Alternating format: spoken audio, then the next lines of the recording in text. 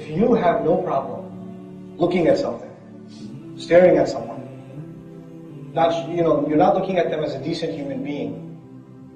You're looking at them as an animal, as a piece of flesh. That's all you're looking at them as. That means you have no respect for your own mother, your own sister, your own wife, your own daughter. They are also women. You wouldn't want somebody to stare at them. The one you're staring at is also somebody's daughter.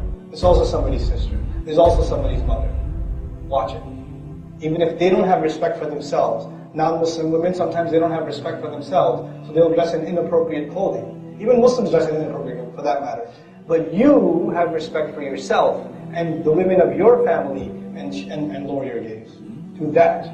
And it's really disgusting when the entire family sits together and they're watching movies and shamelessness comes on and they're all the mother and the daughter and the husband and the brother, everybody's sitting together watching. Oh, it was just one bad scene, it's okay. It's disgusting. That's not the behavior of a Muslim family. We should be disturbed by shamelessness. We should be, we should stand against it. This is one of the great troubles of this society. There are a lot of great things about our society. Lots of great things. But this is one of the things that's destroying our youth. Overexposure to shamelessness.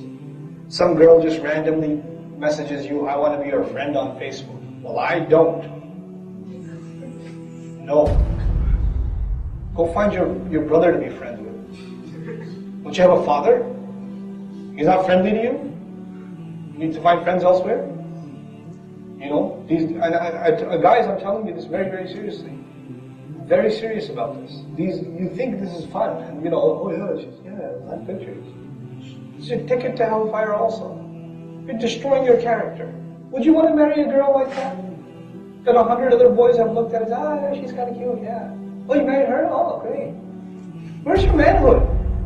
The Muslim, they have a sense of haya. The women and the men. And our women, nobody's supposed to look at your wife except you.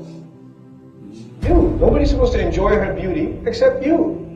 Right? You would be disturbed if somebody said, mashallah, you have a really beautiful wife. You'd be disturbed by that. Right? We're supposed to be as disturbed when we look at non-maharim. We're supposed to have that sense of shame. I don't know where it's gone. It's on vacation nowadays. For a lot of Muslims, it's on vacation. Revive that sense of shame. This is very important. It will destroy your family life. You will not be able to have a healthy marriage. You will certainly not raise good children if you don't have a sense of shame. You have to have a sense of shame. The kind of filth that is on television, the kinds of things you're watching. The Messenger warned us, alayhi salatu wassalam. Asiyat, Kariyat Asiyat, they're wearing clothes but they're not wearing clothes. He warned us of a time like that. And that's it's just PG-13. It's okay, we can go. It's just PG-13. Oh, just one bad scene in there. Oh, it's not that bad. Right? What do you want us to do then? Because, I can't even watch the movie. My parents don't let me do anything. My life is so sad because I didn't watch whatever. Right? Get over yourself. And get over this obsession with entertaining yourself. You're a free person. There is life other than television, and other than movies, and other than Hulu.com, and other than, whatever else. There's life outside of that too. There's still oxygen to breathe. You'll survive, trust me. You'll still be alive if you abandon those things. Actually, you'll be much happier too. Dude, the thing is, I can tell you what not to do, but finally I have to tell you what to do, right? Because if you're not doing all of that, then what are you doing? Find time doing sports. Go out. Start jogging or something.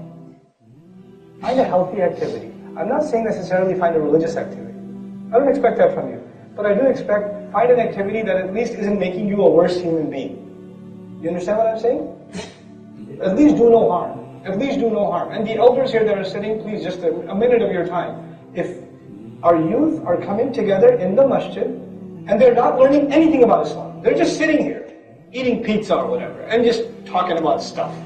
Some random video game. I'm so happy that they're doing that. Because if they weren't doing that here, they're probably doing something much worse at home. So don't say, hey, these children, what are they doing?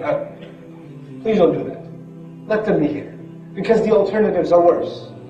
At least they're doing no harm. At least they're better than what else is out there. You understand? You have to build these, don't expect like the highest caliber of behavior from our youth. You didn't raise them that way, so how can you expect that from them? You put them in public school, they didn't apply themselves. You put them there. You expose them to shamelessness 8 hours every day. And then when they don't act like, the tabi'een, they're like, how can they behave like this in the masjid? What's the matter with you? Get real. Accept reality. This is reality. So, I sincerely ask the elders of our community to have more tolerance for youth in the masjid, to be more welcoming to them, to not push them away. And I sincerely ask you, young guys, the last bit of advice as about shamelessness, and I'm done, inshallah. I promise this time I'm done. I mean it.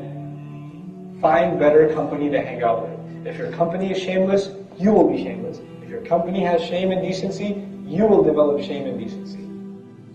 If your company is messed up, they will drag you to hell with them. And you'll think that they're cool. But a day will come when they'll be really, really hot. Right? It's not going to be cool at all. So I pray you take some of this advice seriously, inshallah ta'ala. I didn't want to talk about too many things, but I ended up doing so anyway. I just feel like, I don't spend a lot of time, opportunity talking to youth about just simple advice. Avoid shamelessness and try to fight the ego inside. Inshallah ta'ala, retain your humility. I sincerely pray that you are able to be leaders of this deen and able to carry its message and able to raise healthy, strong Muslim families, inshallah ta'ala, when the time comes. Because you are our leaders. You are, like it or not, you guys are the leaders of this community in the next, decade. You are what this community is, inshallah. You are what Islam is. You have that responsibility. May Allah help you take that responsibility strongly, inshallah ta'ala. May Allah give your parents the ability to raise you right. May Allah help you find good company and help you avoid bad company. May Allah help you quit your bad habits, get you out of the cycle of being exposed to shamelessness, get you to learn to keep you to control your tongue against your parents, and to stop wasting your time and to become regular in your salawat. If I said anything good and true, it's a gift from Allah Azza wa Jal. If I made any mistakes, they're certainly my own. سبحانك اللهم وبحمدك نشهد أن لا إله إلا أنت نستغفرك ونتوب إليك. السلام عليكم ورحمة الله وبركاته.